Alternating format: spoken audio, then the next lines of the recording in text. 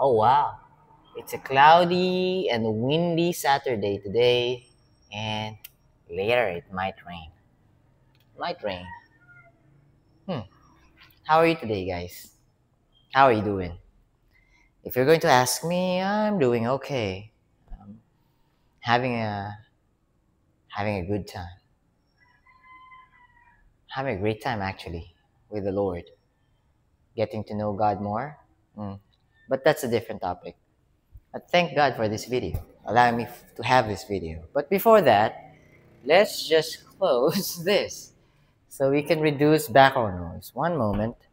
I'm gonna share with you something, and if I'm going to be honest, it will help me a lot. It will help me a lot. But one moment, let me just close this because it will rain in a few hours probably.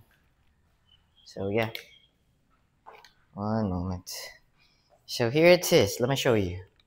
Ta-da! No, not that one. This one. Okay.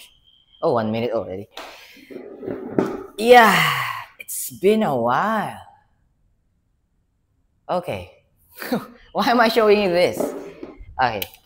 My funds are already deflated. I'm on a brink of the edge of my actual funds. The first uh, Pro Stock Mini 4-wheel drive and two BMAX RTR that I've sold in the past.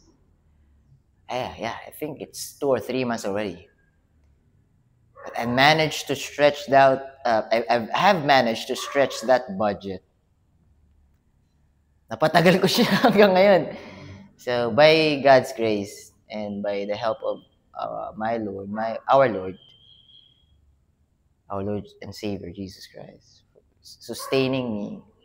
But now I need to really push this.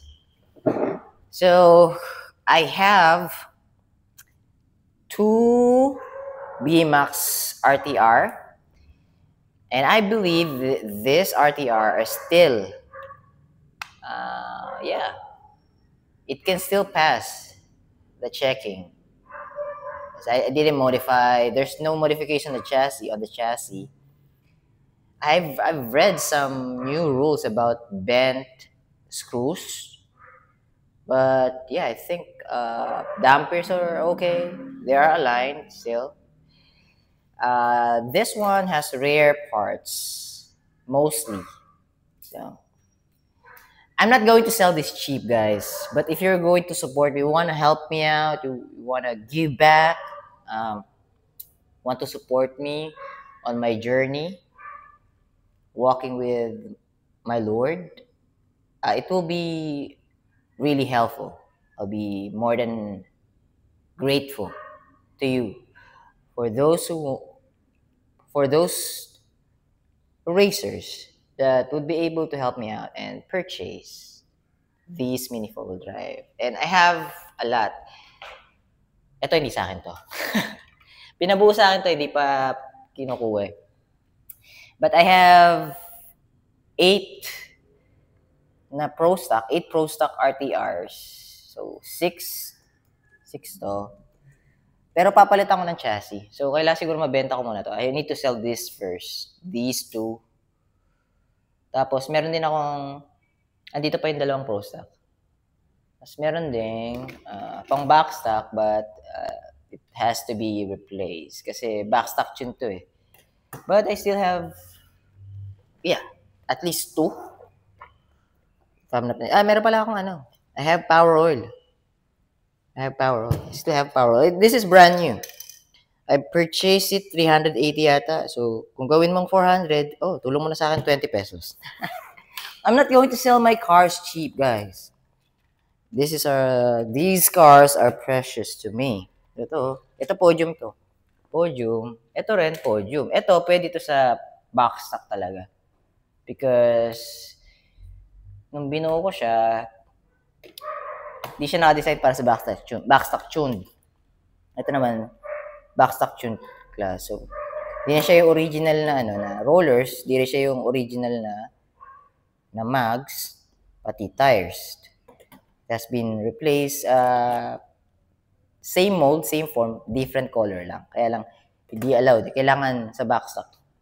Kung ano yung laman ng box, yun ang gagamitin. So, pang display, pwede. Podium na rin to, nag-podium din to. Ay, etong mga box na to, dalawa lang rito. There's 2 of these boxes are brand new. For example, ito, yan, naka-sealed pa. Napanalunan ko to sa race. Kasama dun sa cash prize. So, bonus pa yon. Tapos, ito naman, napanalunan ko yata to sa raffle. So, Neo VQS. I don't know the price of these two, pero PM nyo na lang ako kung interested kayo. Or if you want to support, just support. You want to display this one. If you wanted, I could sign it for you.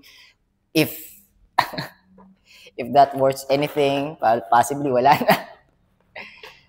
Ito, mga parts lang.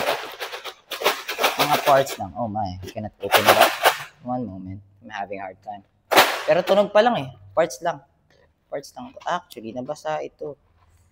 That's why it's not... there you go. Hindi. Ito. Mga parts to. May mga brand new rito. Like, ito. Brand new. Brand new. Ayan, may mga brand new parts dito. Tapos may mga parts dito na yung katulad nito. Pang backstock. May mga ano pa. So, mga pro stock dyan, mga backstock racers na kailangan ng halimbawa, pink na rollers, nasiraan. Ayan. PM nyo lang ako. Let's talk about it. Nalaglag yung isa. Anyways, I don't want to make this video longer than it's supposed to be. I just want to tell you guys na kailangan ko nang I need to push this. Mula na. It's raining already. But not heavy. Not that too heavy. Kailangan ko siyang i-push because I still want to walk. What I'm doing right now is I'm reading the Bible a lot. I'm meditating on it, and I'm going to start. I'm gonna start my Bible study. Tapos may gusto rin akong actually want to study as in yung atin ng mga Bible class. So far, may ina-attend ako free. I don't know if it has a certificate. I don't know my plans yet, but like what I've read earlier, there's a Bible verse today, Matthew chapter 6, verse 34. Yung buod na lang, summary, don't worry about tomorrow. Let tomorrow worry tomorrow. I'm just paraphrasing. Kasi yung tomorrow, don't add the worries tomorrow on your worries today, because today will be a different challenge from tomorrow. And need to stay focused from today's challenges or learnings or lessons or wisdom that will be coming from God. So that's a different topic. Anyways, if you are interested, not on those cars, but by supporting me somehow, but I'm not going to ask for it. I'm not going to beg for it. I'm not going to... Hindi ko utangin. I don't want to beg for money. So, if you want to purchase my remaining Pro Stock RTR, magiging brand new po yun. I'm gonna replace the chassis. I'm gonna replace it with brand new. But I don't have the budget to buy new chassis right now. So, I'll be needing probably 7 more new chassis, para palitan. But it will be the same setup, which my setup pa rin. So,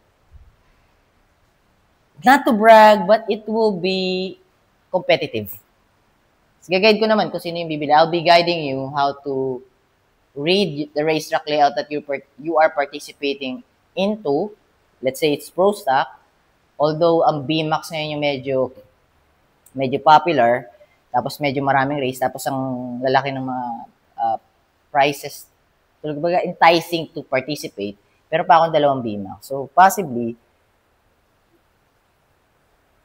it might sound I'm begging, but yeah, if I'm going to be humbling myself down, probably. So, there's a lot of people ask, mahal talaga, hindi ko siya binibenta ng mura because Especially this one. I couldn't release it ng half of the price. Nabagsak presyo. Kasi siguro mga 3 GP ko pa lang to na erase. Tapos performing to eh. Performing yung car. Plus, hindi naman siya, or sorry. Yung mga parts nito, especially dito pa lang, mataas na rin to eh. Tapos, hindi lang isang kaul yung bibigay ko rito. 4 na kaul. 4 na kaul. Bawat auto. Bawat RTR. Each of these BMAC RTRs has 4 cowls.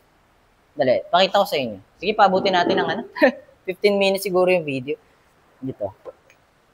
Andito ibang mga cowls eh. So, pero lahat naman yan, meron.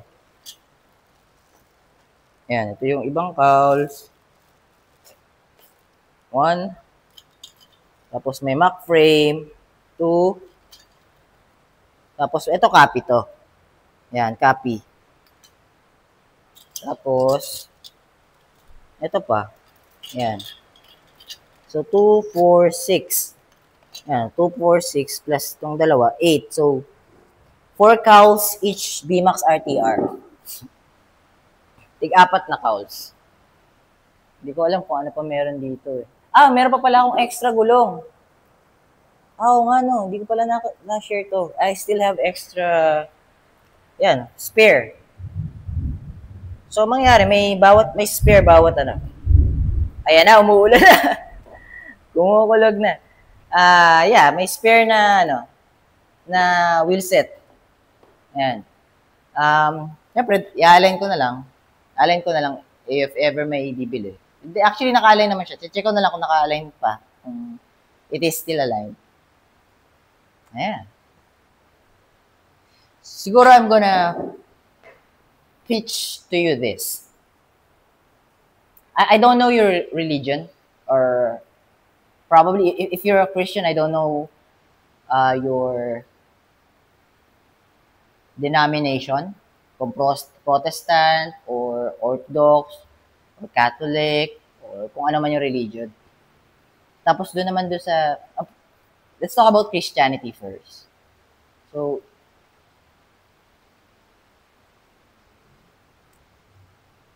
ihirap sabihin ito. It's going to be hard.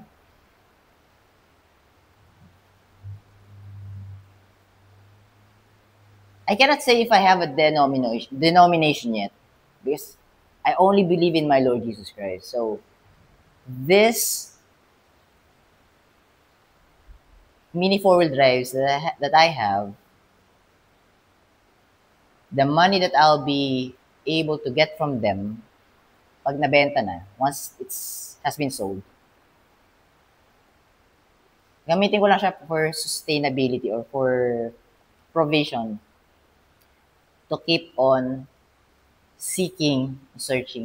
Actually, searching, I already found God. You already found me. So get to know Him better. Get to know Him more. And I need to get closer to her. I need to get closer to Him. I need to get closer and closer to God so I can fully understand where is He leading me,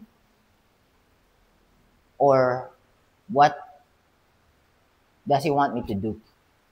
So far, a little bit of clarity meron. I need to study. I need to be meditating on the scriptures, on the words. So what I'm trying to say is, if you buy some of these cars, not all of them, but I'm going to sell all of them. If you buy at least one, you're supporting me to get to know my God more. I don't know if we have the same God, so I'm praying that we have.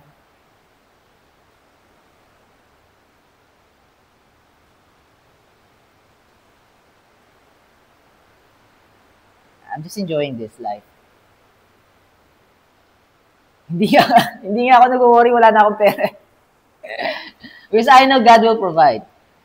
But God will not just drop me money. And I don't need a lot of money.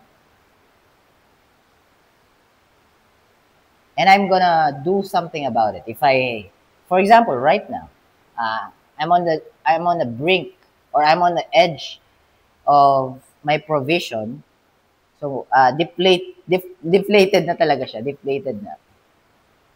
And I'm not worrying because malaki may tutulong sa akin ng ano ng mga Tamiya at mini four-wheel drive. So, thankful ako sa ano. I'm so thankful and grateful dun sa experience ko sa Tamiya Mini 4 Drive. And it's actually helping me back. Like right now. Like right now. I'm leaning on this Mini 4 Drive. I know they got my back. I know. God got my back, and I know this Mini 4 Drive will help me out as well. So, it's up to you guys. If you want to purchase some of these, just drop me a message. Um, hmm. Probably I will leave my Facebook account as well. Yeah. It's kind of raining. It's raining too hard. Anyways, this... Oh, 16 minutes na guys. I said, this is my Pro Stock. You know it. You know my build. This is my B-Max. Dalawa na lang po. I've got two. Ito, mga spare parts lang to. Mga screws, mga parts. Tapos ito, kit siya. Naulanan lang yung box. Kaya medyo parang, ano siya. Pero brand new pa to. So, yeah. Drop lang a message. Just message me if you want to support, if you want to purchase, and by you purchasing my Mini 4 Drive or the remaining RTRs that I have left, yeah, you're supporting my walk as well. So it's really up to you. Thank you guys. Thank you. Thank you. Thank you so much for those channel members that stayed. And for those YouTube followers and subscribers who are still watching my videos, even though it's on private, most of them. So thank you. I really appreciate you guys. And I'm praying for you. If you just only knew that I'm praying for you. I'm praying for you every day. So anyways, I think that's it. I'm gonna watch this video before I post it. I might reshoot it. I don't know. I am JB Avenido. God bless you guys. God bless you. If you are enjoying Tamiya Mini 4-wheel drive racing, just go ahead. Do it. However, please have a loving heart. Don't stress yourself out. Probably patient, more patience while you're racing. Okay. I think that's it. I just want to show you this. Woo! Now it's raining too hard. Anyways, guys, see you around. Bye for now.